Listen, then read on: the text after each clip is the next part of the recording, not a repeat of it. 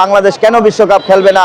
এই জন্য আসিফ নজরুল সাহেব যেসব উস্কানিমূলক কথা বলে, খেলোয়াড়দের সাথে উনি একা একা কথা বলছে বা সারা দেশকে জানাতো খেলোয়াড়রা কি সিদ্ধান্ত নিয়েছে, খেলোয়াড়রা কি আসলেই ভারতে যেতে চায় না, এটা কি খেলোয়াড়দের মন গড়া কথা নাকি ওনার মন গড়া কথা, এটা বাংলাদেশ জানতে চায়।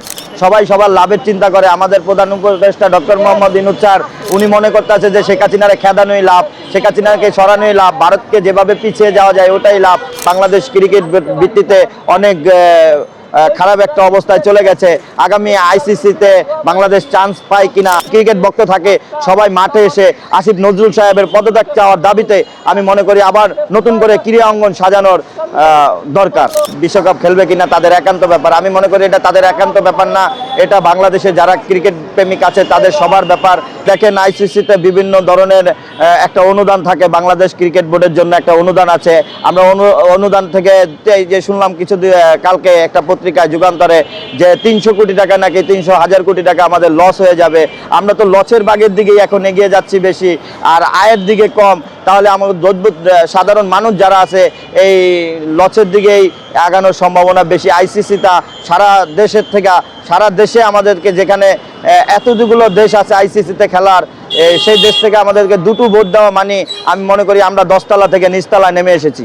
দেখেন আমাদের বাংলাদেশে যে টি-20 বিশ্বকাপ নিয়ে খেলোয়াড়রা অনেক আনন্দিত ছিল যে তারা বিশ্বকাপ খেলবে। এখন দেখেন একটা পর্যায়ে ভারতে আমাদেরকে আপনার নিরাপত্তার সংখ্যাগুলো দেখিয়ে আসিফ নজরুল সাহেব উনি বিসিবির প্রধান হয়ে উনি বাংলাদেশের খেলা যে স্থগিত করেছেন যে শ্রীলঙ্কা, আর আইসিসির প্রধানরা বলেছেন যে বাংলাদেশে কোনো আইন শৃঙ্খলা বাহিনীর কোনো নেই, সরকার নেই, আপনারা ভারতেই খেলতে পারবেন। এই প্রেক্ষাপটে আমি মনে করি যে বাংলাদেশের টি-20 বিশ্বকাপ দলটা আছে সকল খেলোয়াড়ের মতামত নিয়ে জাতির মাধ্যমে করা উচিত।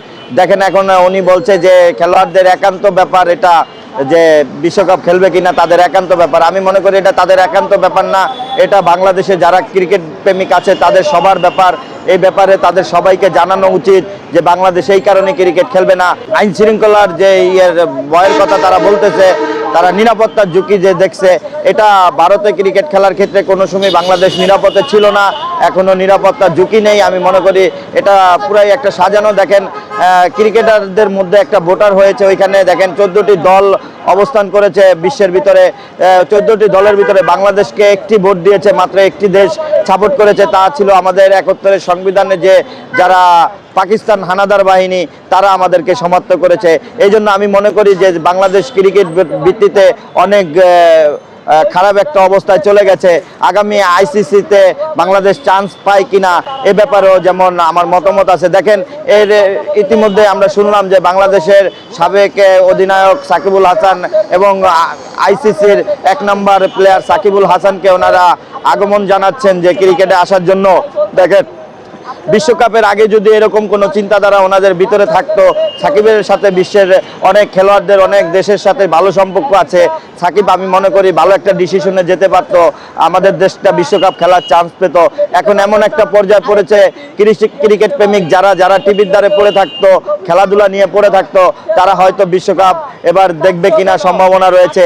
আর এই ব্যাপারে আমি বলতে চাই প্রধান উপদেষ্টা ডক্টর মোহাম্মদ ইউনূস স্যার, আপনি এত ভালো মানুষ হয়ে এত করে আপনি জনপ্রিয়তার দিকে না তাকিয়ে আপনি ভারতে খেলাটা বাদ করে দিয়ে বাংলাদেশ আইসিসি বিশ্বকাপ থেকে সরে আসাটা একটা গ্রহণযোগ্য মনে হয় না। এদেশের জাতি যদি ক্রিকেট ভক্ত থাকে সবাই মাঠে এসে আসিফ নজরুল সাহেবের পদত্যাগ চাওয়ার দাবিতে আমি মনে করি আবার নতুন করে ক্রীড়া অঙ্গন সাজানোর দরকার।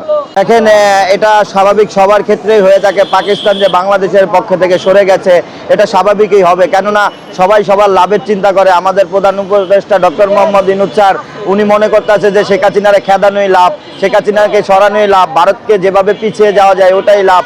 এখন দেখেন আমাদের দক্ষিণ এশিয়ার ভিতরে পুঁজিবাজারের জন্য সবচেয়ে চীন আর ভারত সবচেয়ে সেরা বাজার।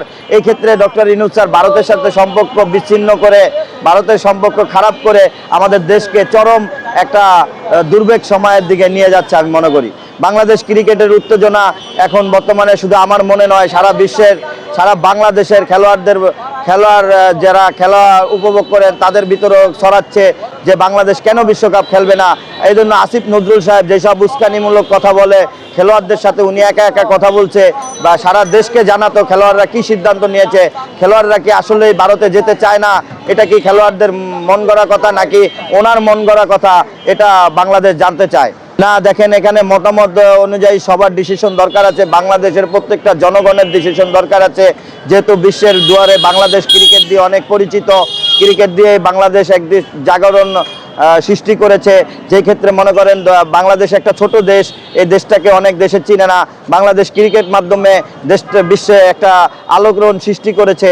এই ক্ষেত্রে বাংলাদেশ ক্রিকেট আইসিসি থেকে এখন যে আমাদেরকে বাধ্যতামূলক সরিয়ে দেওয়া হচ্ছে, এটা মনে করি আমাদের সম্পূর্ণ গায়ের দুর্বলতা।